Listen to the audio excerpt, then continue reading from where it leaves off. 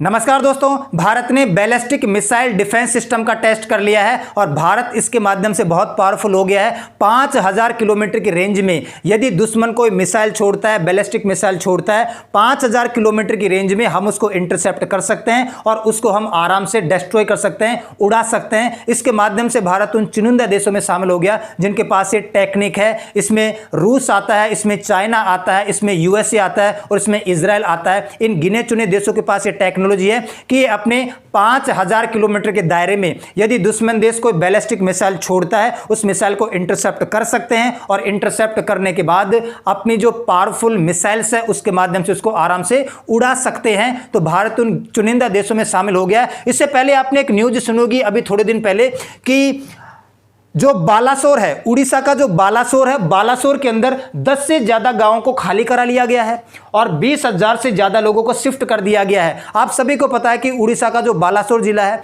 बालासोर जिले के अंदर चांदीपुर इंटीग्रेटेड टेस्ट रेंज पड़ती है। यहां से हम मिसाइल का परीक्षण करते हैं, मिसाइल टेस्ट करते हैं। तो यहां पर 3.5 किलोमीटर के दायरे में एक परिधि खींची जाए, यहां से 3.5 किलोमीटर के दायरे के अंदर अंदर 10 से ज्यादा गांवों को खाली करवा लिया गया था 3-4 दिन पहले और 20,000 से ज्यादा लोगों को दूसरी जगह पर शिफ्ट कर दिया गया था। मनाने में काफी दिक्कत आई है और इनको यहां तक कि सरकार को मुआवजा देना भी पड़ गया। पर डे के हिसाब से 300-300 रुपए सरकार ने दिए हैं, तब जाके इन लोगों ने यहां से जगह छोड़ी है। और हम रिस्क नहीं ले सकते हैं। क्यों नहीं ले सकते हैं? क्योंकि जो बैलिस्टिक मिसाइल जाती है ना, वो जमीन से पहले आसमान में जाती है और आसमान में जाने के बाद सीधी तेजी से जमीन की तरफ आती है। हम टेस्ट कर रहे हैं, मिसाइल का टेस्ट कर रहे हैं। अगर छोटी सी इधर उधर की चूक हो गई तो बहुत ज्यादा पॉपुलेशन का डिस्ट्रक्शन हो सकता है, बहुत ज्यादा लोगों की जाने जा सकती है। तो प्रिकॉशन करना जरूरी है। भले हुआ कुछ भी नहीं है, हमारा टेस्ट सक्सेसफुल हो गया, लेकिन फिर भी हमें प्रिकॉशन लेना जरूरी है। एक भी व्यक्ति की टेस्ट की वजह से जान जाए तो क्यों जाए? हम एक रेस्पॉन्सिबल कंट्री है, बड़ी कंट्री है। तो हमने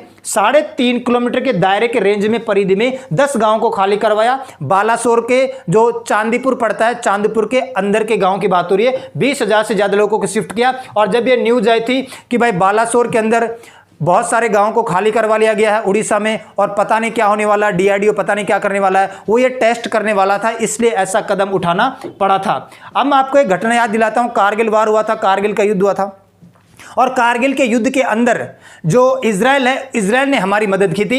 इजराइल ने हम भारत को ऊंचाई पर निगरानी करने के लिए हेरोन सर्चर दिए, इंडियन आर्मी को घुसपैठियों की सटीक लोकेशन बताई। इजराइल ने मिलिट्री सैटेलाइट से फोटोग्राफ भी मुहैया कराई। इतना ही नहीं, फोबोर्स फील्ड गन के लिए उसने गोलियां और हथियार भी दिए हमें। और इसके अलावा जो हमारा 2000 H फाइटर जेट था, इसके लिए उन्होंने लेजर गाइडेड बम भी प्रदान किए। तो जब कारगिल का युद्ध हुआ था 1999 में, कारगिल युद्ध के अंदर बड़े पैमाने पर इजराइल ने हमारी मदद की थी। और अभी कल कारगिल विजय दिवस हमने 26 जुलाई को मनाया भी था। लेकिन कारगिल युद्ध के अंदर इजराइल ने हमारी बहुत ज्यादा मदद की है, हम इसके एहसान को कभी नहीं भूल सकते। और वो भी उस स्टेज पे की है जब हमारे ज्यादा डिप्लोमेटिक रिलेशन इजराइल के साथ नहीं हुआ करते थे। ये तो आज के टाइम पे इतने ज्यादा घनिष्ठ संबंध हो गए हैं।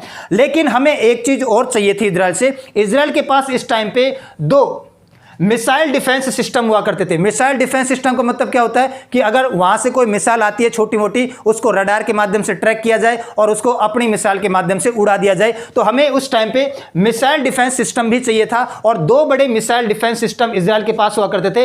एक तो पैट्रियट हुआ करता था और एक आयरन डोम हुआ करता था।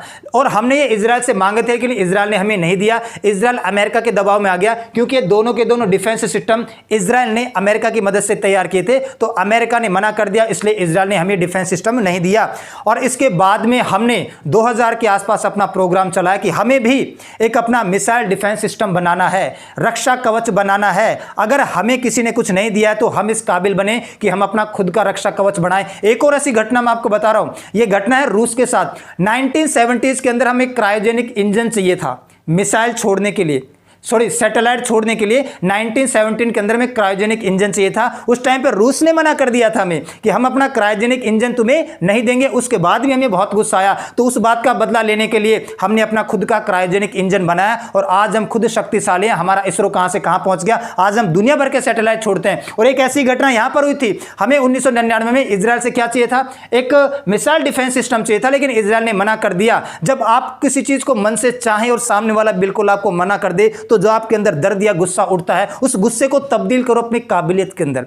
काबिल बनो उसके कि आपके पास वो चीज़ नहीं थी, सामने वाले के पास वो चीज़ थी, आपने मांगा था और उसने नहीं दिया। आखिर क्या कमी थी तुम्हारे अंदर कि तुम्हें दूसरे से वो चीज़ मांगनी पड़ी। उसके बाद में 2000 के अंदर ये प्रोग्राम बनाया गया हमारे मिसाइल डिफेंस सिस्टम का, जिसका भी परीक्षण हुआ है। और उसके बाद में रूस ने जब हमें मना किया था क्रायोजेनिक इंजन देने से लिए, खुद का क्रायोजेनिक इंजन बनाया और इसरो कहां से कहां पहुंच गया। तो ये डीआरडीओ की घटना है, ये इसरो की घटना है। डीआरडीओ और इसरो हमारी जान है, एक शरीर में दो जान आप ये कह सकते हैं। इसरो ने भी कर दिखाया, डीआरडीओ ने भी कर दिखाया। उसके बाद 2000 के आसपास ये प्रोग्राम शुरू हुआ था। अब मैं आपको बताता हूं कि काम कैसे करता है। काम कुछ भी नहीं करता। देखो इसकी दो लेयर है। दो लेयर कौन कौन सी? एक तो ऊपर वाली लेयर होती है, इसको तो बोला जाता है पृथ्वी एयर डिफेंस, और एक नीचे वाली लेयर होती है, इसको बोला जाता है advance air defence. Prithvi air defence, advance air defence, दो लेयर के ऊपर ये काम करता है। और 5000 किलोमीटर की परिधि, 5000 किलोमीटर की परिधि के अंदर किसी भी बाहर से, पाकिस्तान से आए चाहे चाइना से आए, किसी प्रकार की बैलिस्टिक मिसाइल आती है। बैलिस्टिक मिसाइल बहुत तेजी से आती है, आपको पता है, सुपरसोनिक स्पीड से भी कई बार आ जाती है। तो 5000 किलोमीटर की परिधि के अंदर अंदर हम किसी भी बैलिस्टिक मिसाइल को डिटेक्ट करेंगे। हमारे जो रडार्स लगे हुए हैं वो रडार्स उसको डिटेक्ट करेंगे और उसके माध्यम से दो लेयर में काम कैसे करेंगे। पहले एक मिसाइल छोड़ी जाएगी, ये वाली, पहले सबसे पहले ये परत अपना काम करेगी। यहां से हम मिसाइल छोड़ेंगे और इसकी रेंज कितनी है? 80 किलोमीटर तक, नीचे से लेकर जमीन से लेकर 80 किलोमीटर तक इस परिधि के अंदर ये आराम से मार सकता है। अगर मान लो कि ये सफल हो गया तो कोई बात नहीं है, डिटेक्ट कर लिया, उड़ा दिया, कोई बात नहीं है। मान लो कि इससे बच गया तो फिर दूसरी लेयर स्टार्ट हो जाती है। दूसरी लेयर के अंदर क्या होता है, इसकी जो रेंज है वो 40 किलोमीटर तक है। इसको हम क्या कहते हैं? Advance air defence, AAD. ये उसको मार गिराएगा। तो टू लेयर का ये एक सिस्टम होता है जिसके अंदर रडार्स लगे हुए होते हैं, बहुत सारे एंटीनास लगे हुए होते हैं, एक अपना खुद का मिसाइल रखी रहती है। और 5000 किलोमीटर की रेंज के अंदर ये जो हमने परीक्षण किया है ये फेज सेकंड है। इससे पहले हम 2000 किलोमीटर का परीक्षण कर चुके हैं। ये सेकंड फेज है, इसमें हम 5000 किलोमीटर की परिधि के अंदर कोई बैलिस्टिक मिसाइल यदि हमारी तरफ आती है तो हमारा जो टू लेयर का ये जो हमने बैलिस्टिक मिसाइल डिफेंस सिस्टम बनाया है, इसके माध्यम से हम उसको ट्रैक कर सकते हैं, उड़ा सकते हैं। पहली लेयर की जो रेंज है वो यहां से लेकर 80 किलोमीटर तक है, 80 किलोमीटर दूर ही उसको मार गिराएगी ये।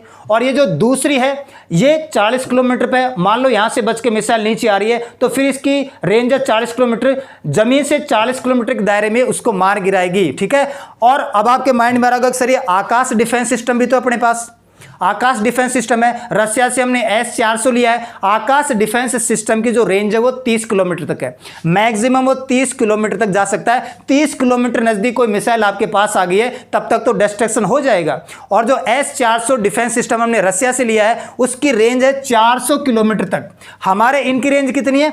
इस परिधि की रेंज है 80 किलोमीटर और इसकी कितनी है? 40 किलोमीटर। उसकी 400 किलोमीटर है S-400 की। लेकिन मैं आपको बता दूं कि रशियन मेड है, हमें खुद का सेल्फ डिफेंस बनाना है, इंडिजिनस एक ऐसी लेयर बनानी है, तो हमारे आकाश की रेंज बहुत कम है। अगर मान लो कि भविष्य में पाकिस्तान की वजह से या चाइना की तरफ से कोई भी खतरा आ जाता है तो उसको ट्रैक करके आराम से हम उड़ा सकते हैं। मैं आपको बता दूं कि पहला फेज जो इसका था, किसका पहला फेज? ये जो हमने किया है second phase of ballistic missile defence.